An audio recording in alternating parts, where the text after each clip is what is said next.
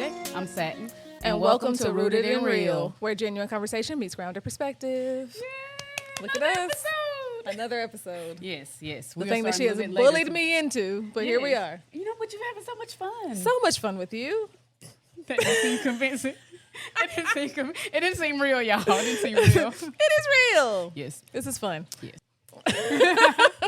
All right, so this is episode 24, Yes, and we're talking about different types of parenting styles. Yes, that's a good one. It is a good topic to me Yeah. because I feel like a lot of parents, that's the hot topic of these days is how are we supposed to raise our children, and are we supposed to raise them differently than our parents raised us. Right. So it's a lot. It is a lot. It's a lot trying to figure it out because I ain't never been a parent before.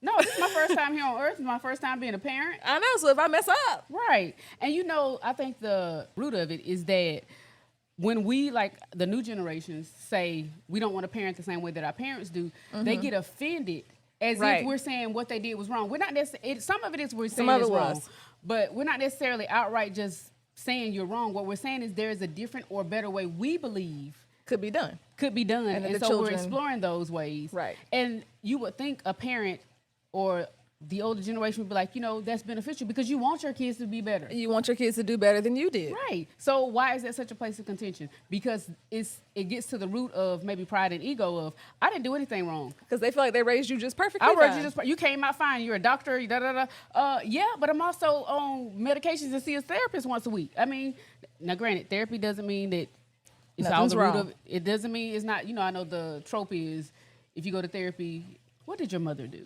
You know, that kind of thing. So it's not necessarily that at all. Yes, but it's a lot of other things that happen to you. Just like I've said, like my home life is not why I go to therapy. That's right. It's after you left the house. Life knocked me down after I left the house. The hard knock life, you hear me? Yeah, my parents love me. Right. I know that for a fact. Okay. Non-negotiable. Non-negotiable for real is that my parents love me. They love us. They love their children, their grandchildren. They got great-grandchildren now. Loved. That's right. Yeah. I got a great niece. I got 2 great nieces and a great nephew. Well, I can't say anything. I have 2 great nieces. See? On my, out here. You know, through marriage, but. Old. No, mine ain't even through marriage. I'm about to say, who is old? Who? My sister. Oh, okay. Huh? I thought you talking with them grandkids. Sorry, Miss Dr. Pepper. That's gonna be her name. That is her name. Yeah, it is. Sorry, Miss Dr. Pepper. Yeah. So we got different parenting styles. So we were gonna talk about, the 3 that I always hear about is authoritarian, authoritative, and permissive. The dog scared her, y'all. No, the dog had me on alert. What he jumping for? What he jumping for? Alert, always. Head on the swivel. Yes. But yeah, so again, authoritarian, authoritative, and permissive. And then one more that I've learned as we did the research is uninvolved. Uninvolved. And I hadn't really thought about that as being one. Yeah. But it is, because it also shapes children in a different way. It does. Oh, I can feel the trauma rising up.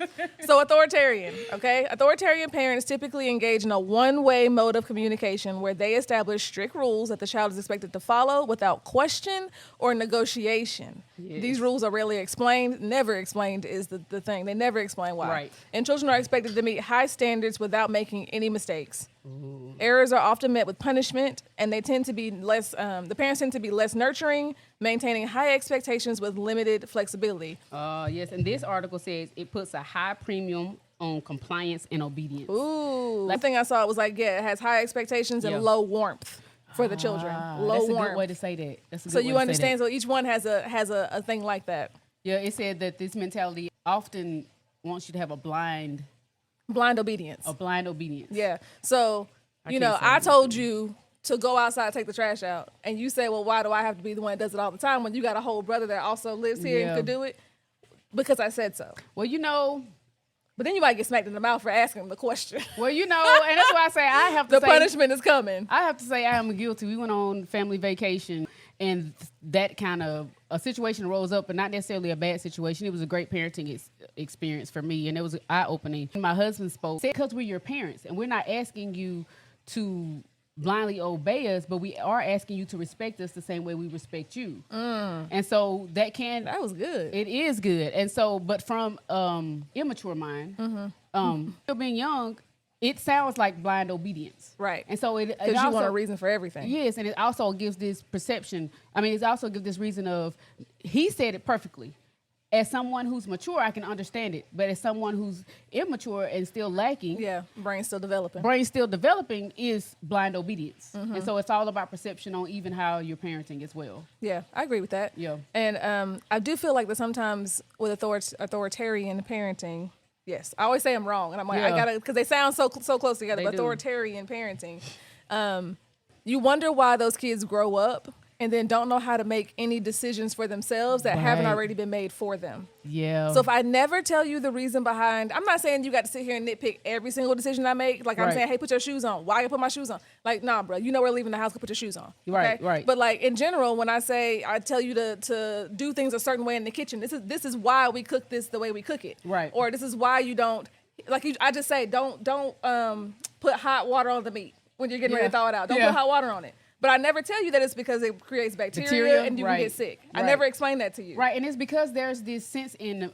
adults' minds or parents' minds that they don't have to explain themselves. That you don't have to explain yourself. So then Right. I'm now an adult. Yeah. And that does not happen to me. My mama told me why. Yeah. But now I'm an adult and I go in my kitchen and I'm like, but the hot water will make it faster. Why don't I just use hot water? Right. Because I have no sense of why shouldn't I do such? Right, and I will say, even from my own personal experience, that early on, because I was so young and I was immature, I didn't have that understanding of explaining. It was do what I told you to do because I said to do it, despite what you see me do. Right. Do as I'm told. Do as I told, as I say, not as I do. Right. And so early on, and so that was a terrible foundation for me. And then going back trying to break those habits in my own self I'll say currently is still extremely hard, because there is this thing in my mind of like, I still am your parent. And my thought, I said this to my daughter this past week, I respect you, so I expect you to respect me. I give you the same energy you give me. Now, should you? Probably not as a parent. But if you are hostile towards me, I am then not intentionally trying to be hostile, but as your voice raises, my voice raises. Yeah. As your behavior and tone change, my behavior and tone change. And I didn't even notice it beforehand. Of course, when I was younger, and I noticed it more, but it's very few and far between Right. that I actually notice it in the moment. And so And that's the hard part. That is the hard part in the moment of that. And so I can say that I have operated in this parenting style greatly, and it is detrimental to the relationship of a parent and a child. And it's something that I'm still learning, but trying to go from not ever explaining myself to explaining myself, because my husband, hard. It is extremely hard. My husband is one of those that feels he's not going to explain himself, but he will give context, and that's different. He's not explaining himself because he's an adult. You should respect his decision to know that he has your best interest at heart. Right. But he also offers you a sense of respect. And then I pointed out to her is that I can give you a command that is chastising you. Okay. And my husband can do the same, and she'll receive his, but she won't receive mine. And I was like, why is that? And it's because of that foundation, that terrible foundation that I've laid, that I've Right. been working to break. It's still perceived in her mind. So immediately there's a trauma response. And so Yeah. and so she remembers it. Where her heart remembers it, her heart forgets for him.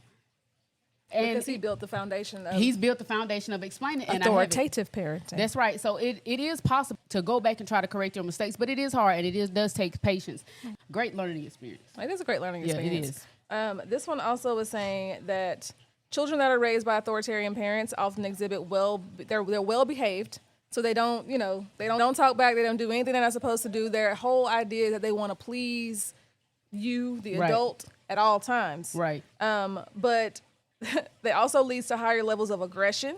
They could be shy, socially inept, and they have, like I just said, difficulty making their own decisions. Right. Now I will say that she's not that extreme, and that's No, probably because you weren't that extreme. Yeah, y'all know I wasn't that extreme. My husband, his imprint on her, thank the Lord, is more powerful than mine, and so a lot of times, it's just been a great balance for that. Right. So so she's not completely that way, but she's weighing, am I going to disappoint mom?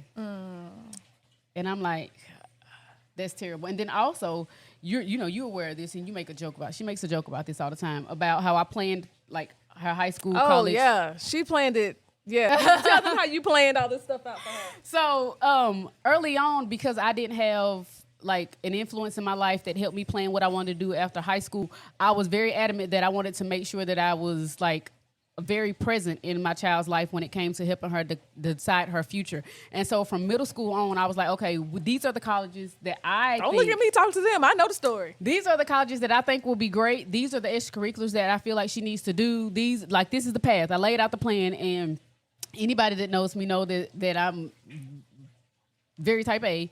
And so I was like, da-da-da-da-da. And she followed that. She did everything that I asked her to do. She took extra courses, did dual enrollment. Question.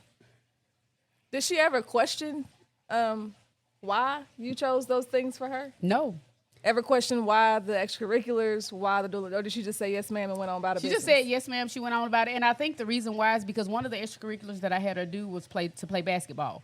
She did not want to do it. And I was like, yeah, you need to do it because you need to kind of get out of your shell and blah, blah, blah. She did. She hated it when she first done it. Loved it. I mean, probably halfway into the first season. Loved it. So I think that built a sense of, oh, mom's right. And it works out for my good. Uh-huh. So she never questioned it after that. Now, when she got in college, was there something that she questioned? Yes. Was there some growing pains? Yes, because now she was an adult with her own mind, will, and emotions, and I had to take that into consideration. Mm-hmm. Was it hard? Yes. Ooh. Oh, was it hard? Loud in this mic, but yeah, that was hard for her. Yeah, that was hard. But I planned these things out for her, and she followed them, and she did it. And some of it she enjoyed, some of it she didn't, but she never questioned me in the process of doing that. And of course, when she got to college, it was a little bit hard for her. However, not college, but just the experience of I'm becoming into my own all thought. On my own. What do I think? What do I feel? Right. But also something that I did that I don't know if a lot of parents do is that I was consistent about telling her, I want you to be successful in college. So whatever that means I need to do for you, I'll do. That included if she had papers, tests, whatever being on the phone with her while she done it. I didn't have to say anything. Just me being there. That's it. Just be like me physically being there. It wasn't possible, but me being on the phone with her. Mm-hmm. I did that. Late nights, middle of the day. I'm asleep. Mama, what you doing? Yep, I'm up. It didn't matter. I did those things. And I also visited her once a month while she was in college. And if she was on the phone and she sounded like she was having a hard time, I was in the car already driving. Now, you know what? Those things, I ain't mad at that. Yeah. I ain't mad at that. If what I needed was the comfort of my mother right, while I was doing certain things, right, I would have called and said, she would have sat on the phone with me too. Right. Well, I mean, I did feel bad at first because I'm like, oh, this is such a huge dependency. But she wasn't necessarily dependent on me as much as she was like, I'm faltering and I just need my parent. Yeah. And so I was happy to be present for that. And during that process, she was able to figure out who she is. And she still is because, she's young. But she was able to be like, okay, you know what, this worked out. Now, at the end, she graduated from college a year early because of the plan that we laid out. The plan that I laid out. She did graduate from a year early and she was able to take that break. She didn't take a gap year because I was like, I felt like momentum continued. Did I say that right? Momentum. Uh-huh. Momentum you continued. Got it right. Yay! I felt like if that continued, then she would go ahead and push through. Was she exhausted by the end of it? Yes. But was she satisfied that she could now take a break and didn't have to focus on her studies? Absolutely.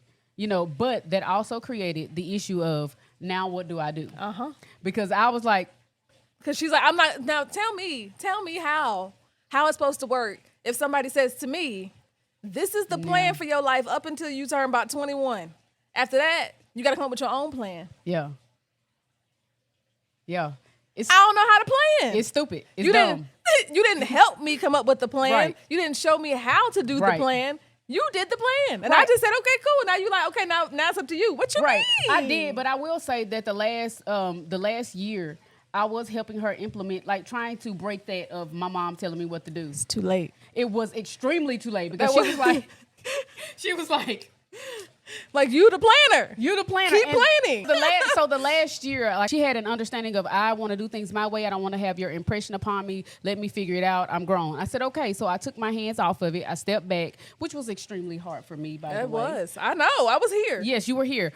And I called her plenty of times, but I did it. And during that year, she said it was extremely hard in terms of not having my support. She did get through it fabulously, if I might say so myself. However, she didn't follow through with any plan for that year.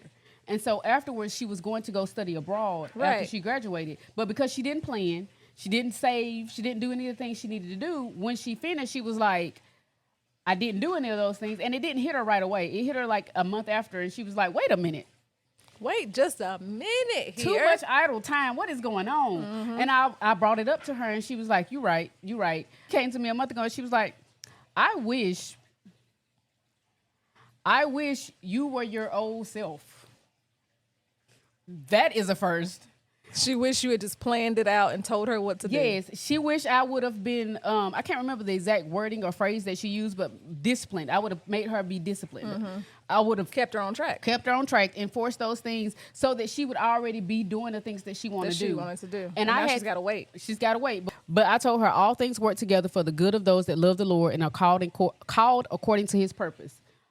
All those things will work out. So where we are may not necessarily be where we want to be, but it's exactly where God has us in this moment. So what do we need to do differently? Something that I pointed out to her was that her being home has caused her to have a close relationship with the Lord. Mm-hmm. It has caused her to learn independence on her own with me being there. So she still has a sense of security without being just on her own. And there's things that she's learning learning about herself that I don't believe she would have if she was also struggling while trying to figure out who she is on her own. So to say all of that is that I started late. I mean, I created a terrible foundation. Mm-hmm. I started late in trying to teach her how to do it the proper way, but that it is working out because she and I both are learning. And it's also going to be beneficial for the next step of her sister's, education. So now it feels like we got off the point. But the point was, for authoritarian parenting, it's not always about just getting whooped and punished. That's right. That's a big part. That's a big section of authoritarian parenting is where the kid messes up and they get punished. They're not disciplined. They are punished. They are hit, in any kind of way. But another thing is just not telling your kids how to do things. Yes. So making decisions for them and never giving them the why behind the what. Right. So that's one thing that she did, and that she's saying that maybe I should have done that differently, and that they are working that out now, and that she's going to be better for it. I'm going to be better for it. You are. That's right. So the other one, authoritative parenting. Now, this is, I don't want to call it the gold standard, but it's the one with it's got high expectations for the child, but also high warmth, which is you want both to be high. Yes, yes. And children tend to turn out better. But let me read this real fast. Authoritative parenting is characterized by a close, nurturing relationship between parents and children. Parents set clear expectations and guidelines and explain the reasoning behind their disciplinary actions. They use disciplinary methods as a supportive tool rather than as punishment. The children are encouraged to have input in setting goals and expectations, which fosters open, frequent, and appropriate communication between parent and child. Now, just because the child is involved, the parent is still the ultimate decision maker. That's right. So while you take your kids' things into account, you might be like, okay, well, listen, little Johnny, we might do that next time. Yeah. But right now, this is what we have to do. But I appreciate your input. Right. So children feel like they're a part of the family. They get the respect. Yeah. And it's not, I'm about to say that's the key. They are respectful. They are respectful, open to input, and are warm and caring in their approach. Yes. Yes. High expectations and high warmth. I expect you to follow the rules. I expect you to follow, the boundaries that are set around here, the standards that we have for our home. But I also expect you to be able to be independent and understand that you need to be able to do age-appropriate tasks. Oh, yeah, that is correct. So with authoritarian parenting, the strict one, you might be having kids do stuff that's not age-appropriate. Yeah. You want your 5-year-old to be in here washing these glass dishes. And if they break one, they in timeout for the rest of the day. They're getting punished. They getting punished for something that they didn't even ask to be a part of. They didn't ask to be part of, and they shouldn't be able to do right now. Right. So, and authoritative says that they avoid threats, like you said, and use positive reinforcement whenever possible. Right. Great. So whenever my kid is like, oh, Mom, look at, I did this, or even small stuff, because people, I guess, feel like you shouldn't praise people for doing the things they're supposed to do. But how am I supposed to know at 7 years old that I'm supposed to be doing this? Yes. So Jackson puts his bowl in the sink. He actually rinses it out. Thank you for doing that, Jackson. Right. He don't get a cookie, but I'm like, I appreciate you doing that. Or like last night, I thought he didn't turn off the light because he hardly ever, I'm not going to say never, but he hardly ever turns off the light in the bathroom when he walks out of it. Every single day. That's the same equal of close my door, quit air conditioning outside. Quit air conditioning outside. Everybody in the neighborhood getting my air. Or when I was younger and it was storming, we had to cut all the lights out and sit in the living room and be quiet. Right. What do me being silent? What do me? God was talking. Girl, sit down. So he rarely cuts off the light. He rarely cuts off the light. So last night I was like, I said, go cut the light off in the bathroom. Like I didn't even look. And he was like, I did. And I'm like, did you? He's like, you can go look. I said, all right, I believe you. And I was like, well, thank you for cutting off the light, son. Like, I appreciate that because he just forgets every day. I'm not going to beat him It went to for rarely that, to every day. every day. There might be a time during the day that he remembers, but every day he gonna not cut that light off. At some point during the 24 hours. Yep, if he goes to the bathroom 4 times, he might cut it off once.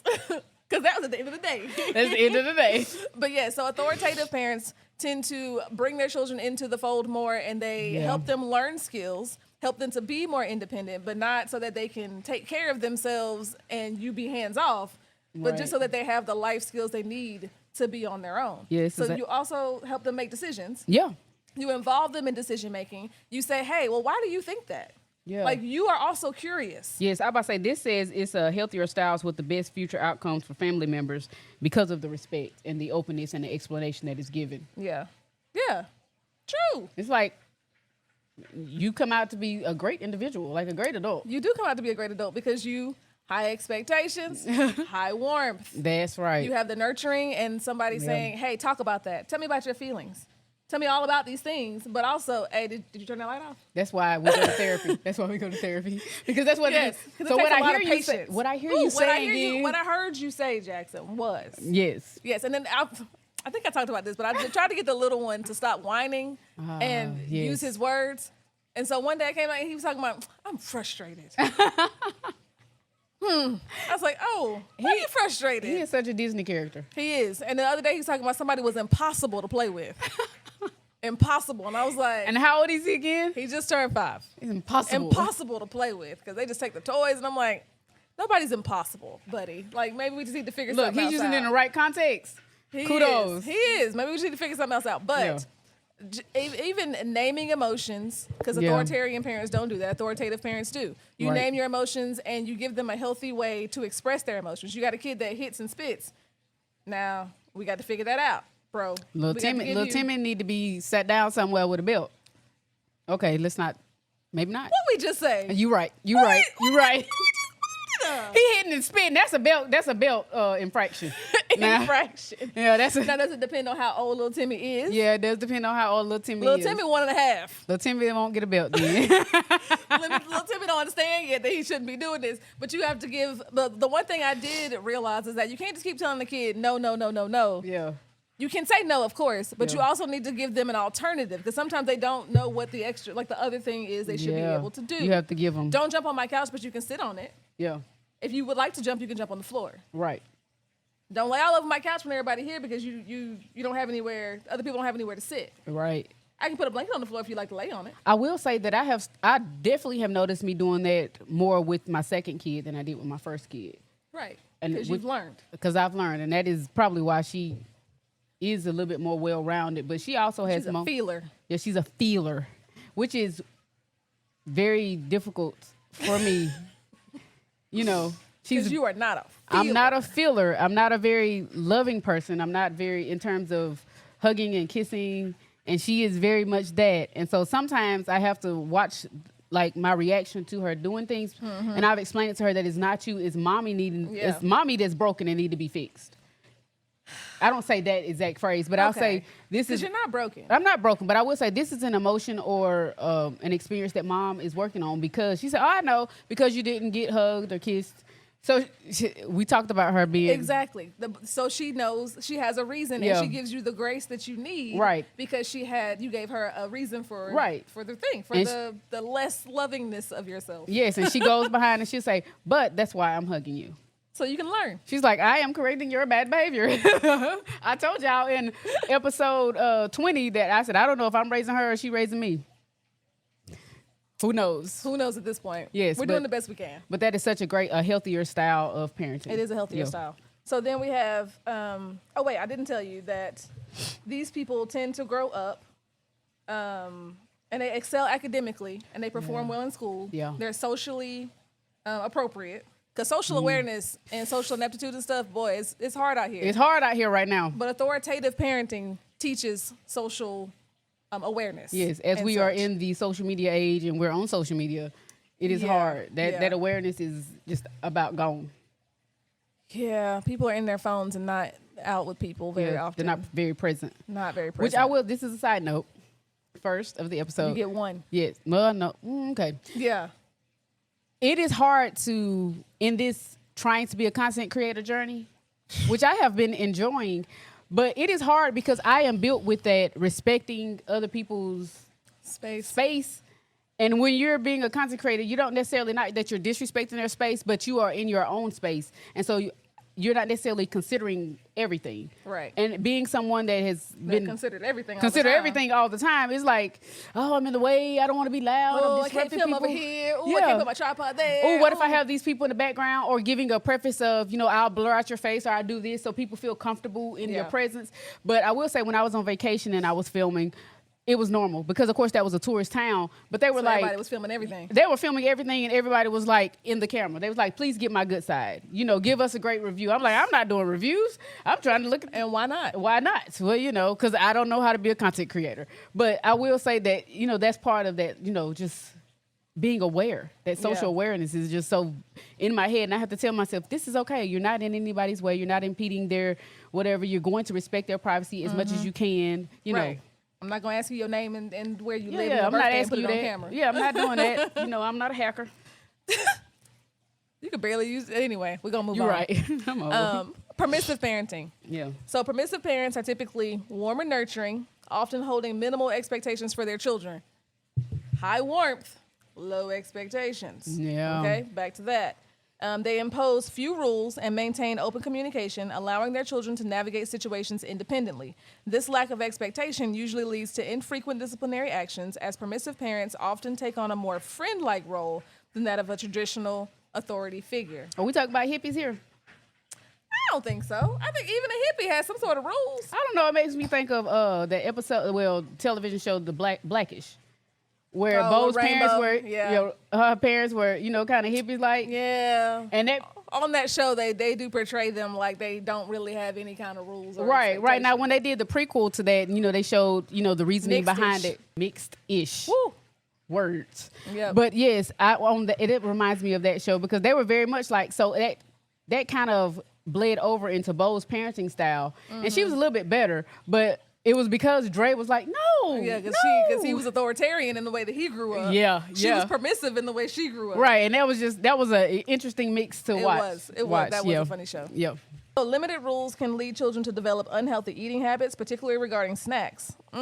Because you're not telling them when to eat. You're not giving them like an authoritative parent will. You're not giving them this is how much you should eat. Right. Let's talk about carbs, fats, proteins. Right. Like all the things. They just say, I'm going to go eat some chips. And they don't even tell you about it because you don't give them any kind of rules on such. Yeah, man, it's summertime. Eat what you want, get out of my way. That's what most people are saying. I'm not saying that. I was like, dang. No, I'm not saying that. My kids, I've already said this many times before, everybody in my house have their own zone. When we want to be in each other's zone, we go, we stay for a couple seconds and go on. And then go on. So these children enjoy considerable freedom, making decisions about their bedtime, homework, and screen time on computers and televisions. Yeah. So that kind of extensive freedom can foster negative habits. Yeah. Because your parents are giving you very little guidance. That's the person you work with that they finish their assignments at the very last. It's probably always got some errors. You end up having to pick up the slack for them. Yeah. I have worked with people like that, and we have had a lot of confrontations inside of HR. Yep. Permissive parenting leads to people who don't understand that there are rules and there are boundaries and places that they go. Yeah, I've had a lot of words that have been said to a lot of people that have grown up in those types of households. They figured it out real quick, like with me. Can't keep doing this. You can't keep doing this. Yes, but these people, they also, I would imagine, don't do well with like self-regulation. So like they don't have self-control. Yeah. And they don't know how to regulate their emotions when they are. So their emotional IQ is low. Yes. Emotional quotient, I think is what they call it. Yeah. EQ is very low because nobody's taught them how to do such. Now, I will say that permissive parenting often gets mixed up with authoritative parenting. Yeah. Because people feel like because you're explaining things to your children that they're running over you. Yeah. And that's not true. That's not true. They assume that you're supposed to go with the because I said so with your children. Yeah. And because you gave them a reason of, we're not eating ice cream today. And you told them, they said why, and you gave them a reason. You ain't got to explain yourself to them. Don't let that kid run over you. Right. But that's not true. Like you're giving your child a reason. Hey, we had sugar earlier. We had a good bit of sugar earlier today, right. And it's just not time for ice cream today. We can try another day when we've had less. Yeah, my number one go-to response with that is because you can't have it. You already know, and I'm not saying like because I said so. I mean in the sense of your body doesn't digest it. So don't eat it. And let that go. And then what you say about that content creator? I'm gonna see for myself. Right, Elena did that. My stepdaughter did that for a while. Yeah. And I said, listen, if you choose to keep eating multiple pieces of pizza and ice cream and doing all the things, do not call me when you're sitting on the Going bathroom, through going through. I'm not coming anymore because at first when we didn't know what the problem was, whenever Yeah. she was in there, I'd be in there with her, sitting in the bathroom, giving Yeah. her pep talk. We take a walk outside to try to help her out. I Right. do all these things, and I was like, now that we figured out you had a whole quesadilla and then you were on the toilet. You ate 3 pieces of pizza and then you were like, now Right. I think we understand that you probably shouldn't do that. So if Right. you continue to do that on your own, I'm not coming. So she did that one time. I did not come. I followed through on my boundary that I Yeah. was not coming to the bathroom with her. Right. She didn't do it anymore. Yeah. She was like, maybe I'll eat something, like I'll eat some fruit or something to go with the pizza so I feel full. I wish that Sounds like a worked. great plan. I wish that worked with one of my kids, but we be Going through it. man. Just doing it anyway. We both of us rebellious.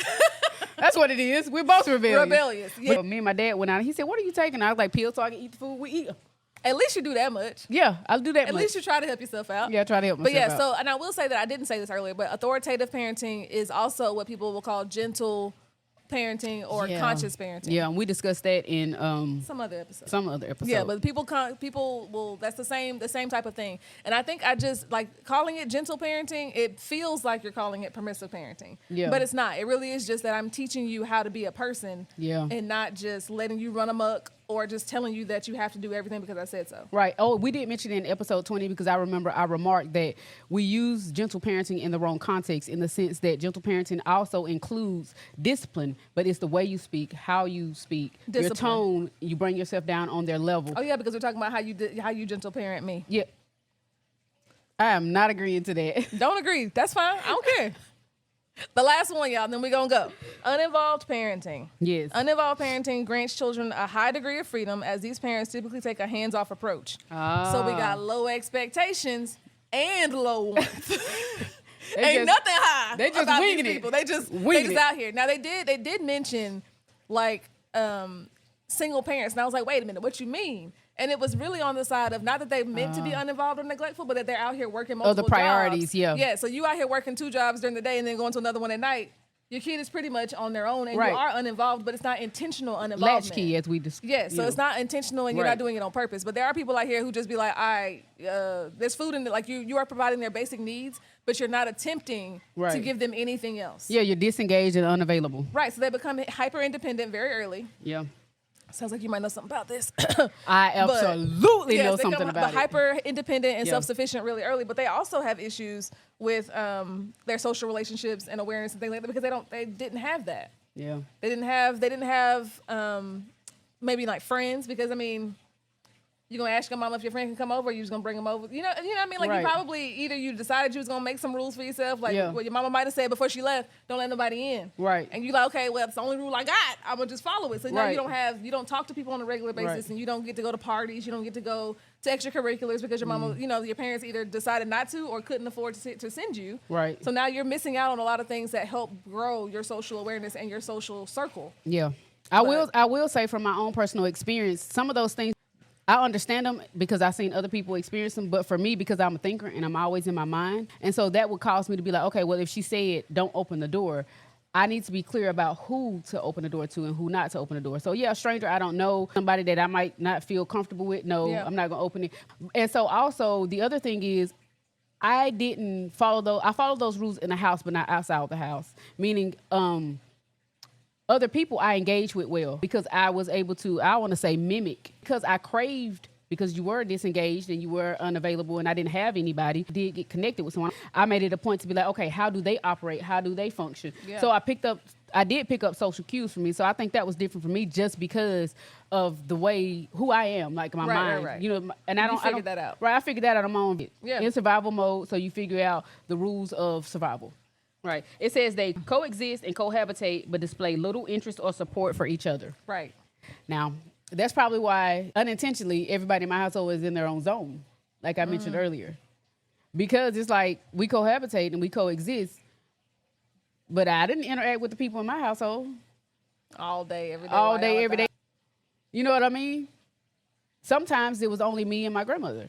Yeah. And so my grandmother would be at church 7 days a week. Monday, Tuesday, Wednesday, Thursday, Friday, Saturday, Sunday. All the days. All the days. And so it was just me. So then it became, okay, create your own routine. I think I've mentioned this in the episode before. Maybe I haven't. But this is great little Anyway, I was 14, and we mentioned in another episode that I was in alternative school. Yes. Yes, and then I got kicked out of alternative school. How you kicked out of alternative school? Because you are a delinquent. That's how you get kicked out. So, situation happened at school where I threw a desk at the principal. I flipped his desk over in the principal's office, which led me to get arrested and sent to juvenile detention.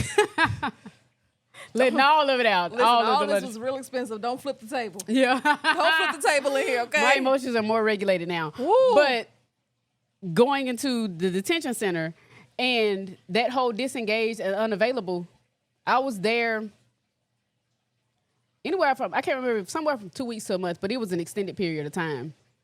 And nobody knew I was missing. Because my older brother was out the house. My brother that was a year older than me was not there. And, of course, my mom wasn't present. It was just my grandmother. And she was Nobody in church. knew you got arrested and sent to juvie? Nobody knew I was there. And I was in there the entire time.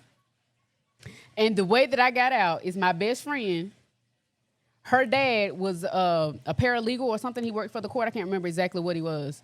He came to the courthouse, and I was at the courthouse sitting out because the caseworker was there. And they were finna put me in a group home because they had been trying to reach my grandmother because she was the only guardian at the time. Couldn't get in touch with her. I know this is a long story, but anyway. And he came in and he was like, "What are you doing here?" And I told him, and he was like, "Wait a minute." He went in there, talked to the officials, and they came out. The caseworker signed the paperwork or whatever. Signed the paperwork. Now, do they do this now? Probably not. This is how kids go missing. But he signed the paperwork. I got in his truck. He took me to the house, dropped me off, and said, "You know, we up the hill. Like, basically, you need us, we up here." Walked in the house. First thing my grandma said was, "Could you go in there and fix me something to eat?" He was like, "Fix me something to eat." And I was like, "Yep." Went there, fixed something to eat, went on about my business. Nobody ever thought anything about this. Nobody even know about this. Wild. That is wild. And My parents, absolutely not. No, it's true. It's true. That's a lot of trauma. This explains a lot about me, if you know me. But I wish these stories were fake. I wish they were made up. I wish they was made up. Your poor little 14-year-old self. So, you know, what I say to myself is the fact that I'm even alive and a sound mind. Hallelujah. All glory to the Most High. All glory to God. All glory to God. Because He was by my side. At all times. So them 7 days, even in juvie. Right. Them 7 days, my grandma, she might have been praying for me. We gonna say that's what she was doing. We gonna say. So needless to say, the having been an uninvolved parent. Uninvolved parent. Don't do it. Don't do it. I prefer you be permissive before you be uninvolved. Don't do it. Because that's terrible. To not know that your person is gone. Yeah. I was gone. Boy, Yeah. okay. I'm sorry. I have lived a dozen lives. You've lived some rough dozen lives. Whenever I get the gumption. 11 of them been a lot. 11 to give me the gumption to write a book, and it's going to be a bestseller. It's going to be great. It's going to be fantastic. Names have been changed for... No names will be changed. Oh. And there will be probably people cut me off. And I don't even connect to nobody. Okay. This has been a great episode so far. Episode, we're going to wrap it up. Yeah. Episode 24. Types of parenting styles. Don't be uninvolved. Don't be uninvolved. If we've learned anything from this episode. Just please know that your child went to juvie. Know where they are. You remember it was that thing at the end of on the screen that come up. Do you know where your kids are? Do you know where your kids are? Yeah. No. They did not. They had to create a PSA because they didn't know where their kids were. They had no idea. The government was like, let's step in. Anyway, episode 24, different parenting styles. Like, share, subscribe, comment. Tell your friends. Tell your friends. Thank you for joining us. Bye.